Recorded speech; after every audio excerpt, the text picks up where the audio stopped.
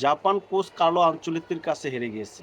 তার টেকনিকের কাছে হেরে গিয়েছে। কোচ কার্লো আনচেলত্তি এরকম একজন মাস্টারমাইন্ড, যেই দলের এরকম একজন কোচ থাকবে, সেই দলকে হারিয়ে দিবে এত সোজা। সেটা বললেই হলো ভাই। যত শক্তিশালী দল হোক না কেন, কোচ কার্লো আনচেলত্তি দলকে হারিয়ে দিবে, সে ঢাক আউটে থাকবে, এটা হয়? কোচ কার্লো আনচেলত্তি দেখালো তার মাস্টারমাইন্ড, মানে জাপানের সাথে তার মাস্টারমাইন্ডের পরিচয় দিলেন। তিনি যে একজন সেরা কোচ, সেটা কিন্তু আবারও প্রমাণ করল। দেখেন, জাপানের সাথে ব্রাজিল ম্যাচটা খেলছে, এটা কিন্তু খুবই একটা কঠিন ম্যাচ ছিল। মানে জাপান কোনো স্পেস দেয়নি ব্রাজিলকে। মানে তারা শুরুতে একটা গোল করে ফেলে ২৯ মিনিটের মাথায়। সেখানেও কিন্তু ব্রাজিলের ডিফেন্ডারদের একটু মানে ভুলের কারণে সেই সুযোগটা নিয়ে সানো গোল করে এগিয়ে নিয়ে যায় জাপানকে। কিন্তু জাপান যেভাবে ব্লক করে রাখছে ভাই, ব্রাজিল কোনো চান্সই ক্রিয়েট করতে পারে না। মানে তারা বল নিয়ে ঠিকই ডি বক্সে ঢুকছে বা ডি বক্সের বাইরে ঘোরাঘুরি করছে। যতই মানে গ্রাউন্ড শট করছে, সবগুলা ব্লক করে ফেলছে। কিন্তু ফার্স্ট টাইমে ব্রাজিল ভালো খেলছে, তবে গোল পায় নাই।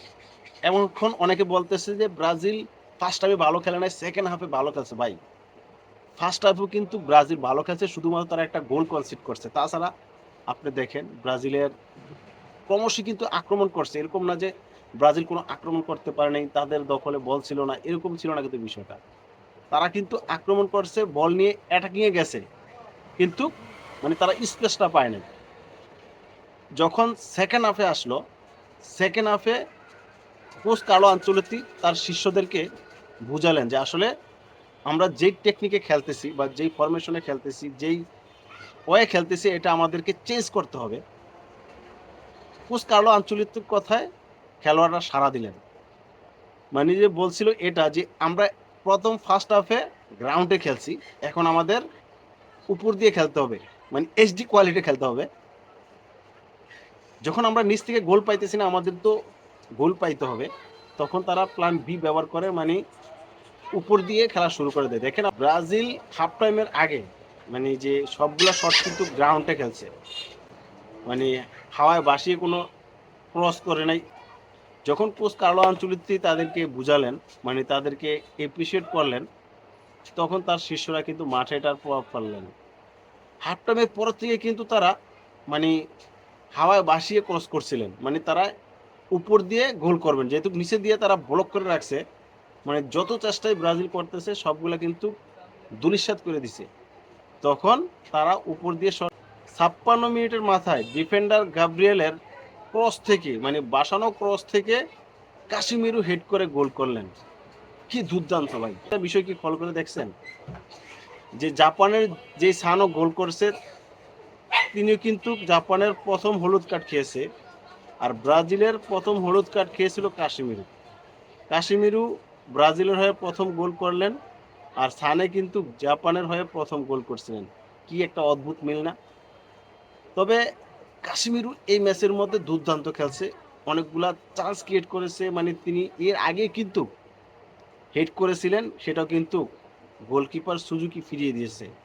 এছাড়া ভিনিসিয়াস জুনিয়র কিভাবে পাসিং করে ভাই, একজন দুইজনকে কাটিয়ে তিনি বাম পায়ে শট করলেন, সেটা গোলকিপার সুজুকির হাতে লেগে বার পোস্টে লেগে মানে ফিরে আসে।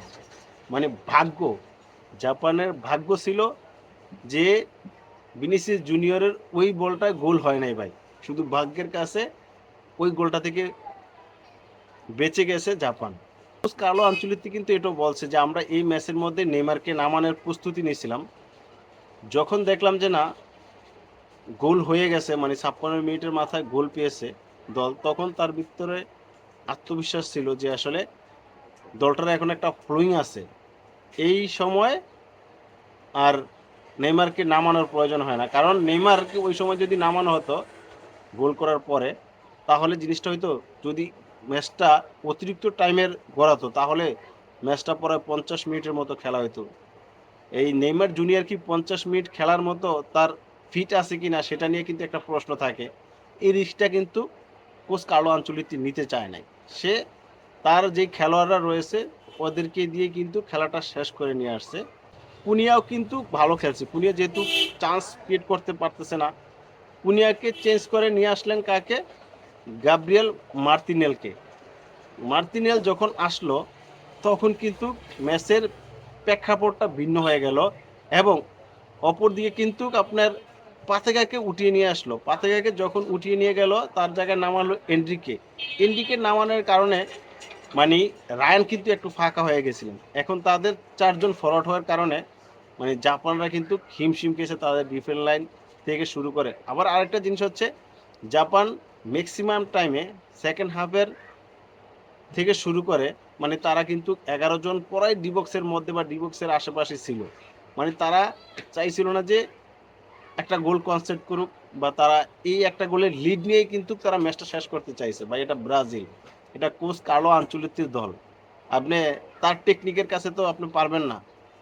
যখন আপনারা নিচে ব্লক করে রাখছেন তখন কিন্তু সে উপর দিয়ে ট্রাই করছে এবং সাকসেস নিয়ে আসছে। 96 মিনিটের মাথায় মানে ব্রাজিল যে জয় সুযোগ গোলটা করলো গাব্রিয়েল মার্তিনেলে, এর পিছনে বলটা জুগাই দিছে কে ভাই?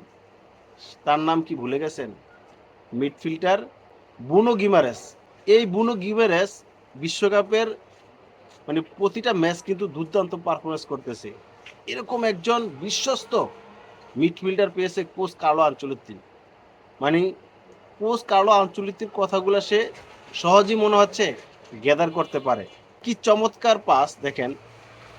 এই যে বুনো গিমারেস যখন বলটা পাইলো ডিবক্সের দিকে, তখন সে কিন্তু প্রথমে যে মার্তিনেলকে দিবে এরকম তার কিন্তু মুভমেন্টটা দেখে বোঝা যায়নি। যখন দেখলো যে না মার্তিনেল একটু ফ্রি আছে তখন সে তার কাছে বলটা বাড়িয়ে দেয় আর মার্তিনেলে তার পায়ের কারিশমা দেখে বল জালে পাঠায় আর ব্রাজিল আনন্দের জোয়ারে ভাসে। তবে এই ম্যাচের সব দিকে বা যতটুকু বলেন না কেন আমি কোচ কার্লো আনচেলত্তিকে এগিয়ে রাখবো। কোচ কার্লো আনচেলত্তির কাছেই জাপান এই দলটা হেরেছে। অনেকে আমার সাথে দ্বিমত পোষণ করতে পারেন ভাই, ঠিক আছে আপনি করতে পারেন, সেটা আপনার ব্যক্তিগত ব্যাপার। তবে আপনি দেখেন কখন কোন প্লেয়ারটাকে উঠাতে হবে, কখন কাকে নামাতে হবে, মানে কোন টেকনিকে খেলতে হবে এগুলা কিন্তু কোচ কার্লো আনচেলত্তি সেট করে দিয়েছে। আর কোচ কার্লো আনচেলত্তি চায় যে আমি ট্রফি নেব তাহলে অবশ্যই সে ট্রফি নিতে পারবে। এটা কিন্তু আমরা প্রতি ম্যাচ বাই ম্যাচ দেখতেছি। ব্রাজিলের এই দলটাকে নিয়ে কোচ কার্লো আনচেলত্তি অনেক দূর এগিয়ে যাবে ভাই। আপনি হয়তো বা এখানে নামি দামি কোনো খেলোয়াড়কে দেখতেছেন না, কিন্তু এখানে নামি দামি খেলোয়াড় তৈরি করবে কোচ কার্লো আনচেলত্তি। রিয়াল মাদ্রিদের যখন কোচ ছিলেন coach Carlo Ancelotti, Real Madrid কিন্তু এরকম শেষ দিকে এসে ম্যাচ জয় করিয়েছেন কোচ কার্লো আনচেলত্তি তার টেকনিকটা ব্যবহার করে। তিনি অনেক অভিজ্ঞ একজন কোচার। এরকম একজন কোচ যখন ডাগ আউটে থাকে ভাই খেলোয়াড়রা তো নির্ভয়ে খেলতে পারে।